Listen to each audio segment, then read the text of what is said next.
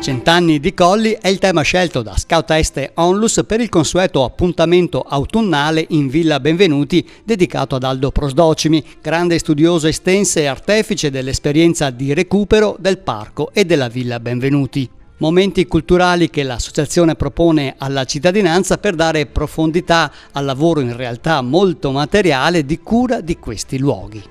L'attività principale che svolgiamo come associazione Scout Este Onlus è quella di cercare di preservare, recuperare e poi quindi rendere anche disponibile il complesso Villa Benvenuti e la pineta estense. Ma oltre a questo cerchiamo anche di dare un contributo a quella che può essere l'attività culturale e di rispetto delle tradizioni. In particolare all'inizio dell'autunno dedichiamo una giornata nel ricordo di Aldo Prosdocimi, del professor Aldo Luigi Prosdocimi, perché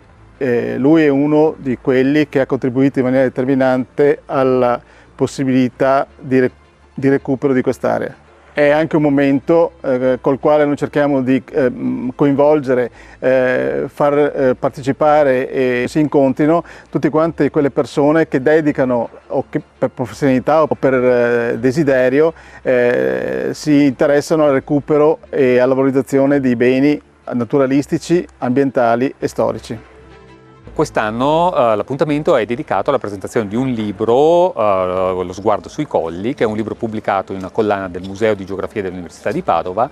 e che prende spunto da delle lastre fotografiche del 1920 di Bruno Castiglioni che mostrano alcune visioni dei colli, alcuni brani del paesaggio dei colli, e l'operazione che è stata fatta è stata quella di andare a rifotografare dalle stesse posizioni in una situazione simile per capire qual è stato il cambiamento in questi 100 anni dei colli. L'esito è una visione che ci permette di comprendere qual è l'enorme scarto di questo paesaggio, che ormai è un paesaggio dell'abbandono, rispetto al paesaggio della civiltà rurale di 100 anni fa dei colli.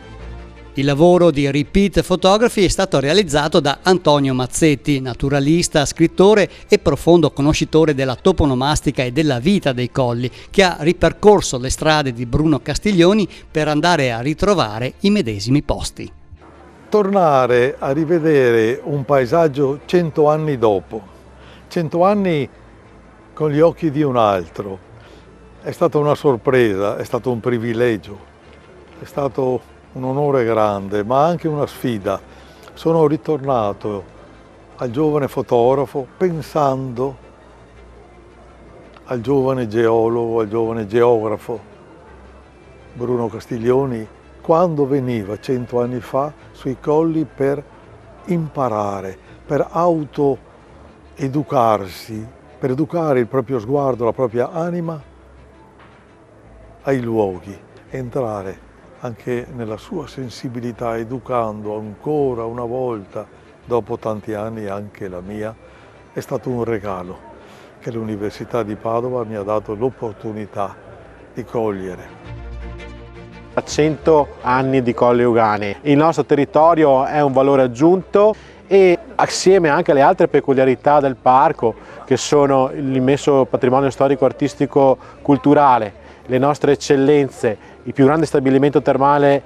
d'Europa, ci hanno permesso di raggiungere il 5 luglio scorso ad Agadir in Marocco il traguardo di diventare riserva della biosfera secondo il progetto MAB UNESCO.